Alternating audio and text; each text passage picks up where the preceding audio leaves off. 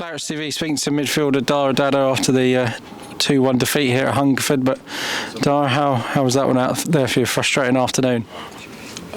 Yes, very frustrating. Sure it is, because when you lose someone like Dave early on, and then Simeon goes down as well, and we're giving away like basically just cheap goals, it doesn't help. It's difficult. So yeah, it was very frustrating, but I'm sure the boys will bounce back. It's nothing.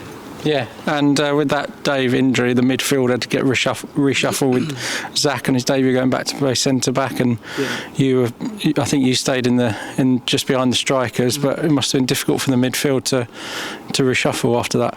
No, yeah, literally when John's gone into the holding position and Zach's gone back into the left side centre half after Dave's come off with an injury, John's found it a little bit difficult, but it's not really his position. He sort of plays like left of the diamond. He's more a central midfielder rather than a holding defensive midfielder, and he's a bit younger as well. So like he'll learn, but he found it a little bit difficult. He still had a good game, but like the Hungerford side that we played was they were dogged and they fought hard and they just made it difficult for him, difficult for all of us, not just him. But you just had to make of it what you would and just try and get the best out of the conditions in the game. So it's a tough one to take, but we'll brush ourselves off and go again. And both teams sort of had the better of the game when they were kicking down the slope, really. So how difficult is it in sort of trying to control it on a bouncy, bobbly pitch and down a slope as well? I mean, it's quite difficult. It's not easy, but we're all good enough players at this team, at this level, to be able to control it, and on these kind of conditions, this kind of pitch. So yeah, it is quite difficult. It doesn't make for the greatest of football games in terms of quality, in terms of passing.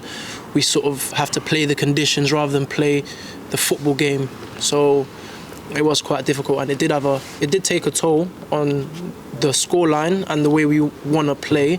This is Hungerford, and obviously this is their pitch, and the kind of players that they have is more suited to the conditions that they have. They play a style of football that's really like aggressive and dogged, like I said earlier. So it suits them. Doesn't necessarily suit us, but we're a good enough team to adapt, and we started the game well. If not for the cheap goal we gave to them just before the interval, I think we go on to probably at least get a point out of this. If Dave doesn't go down injured, we win the game. Simple as that. I had a chance as well in the first half that could have gone in if Tom sort of stopped because he thought it went in, but I sort of stopped. Like, you never know. Like, these sort of things happen. You know, it could have gone either way. So it's just one of them days. We weren't out of the game by any means. We was in the game, I think, with a better team.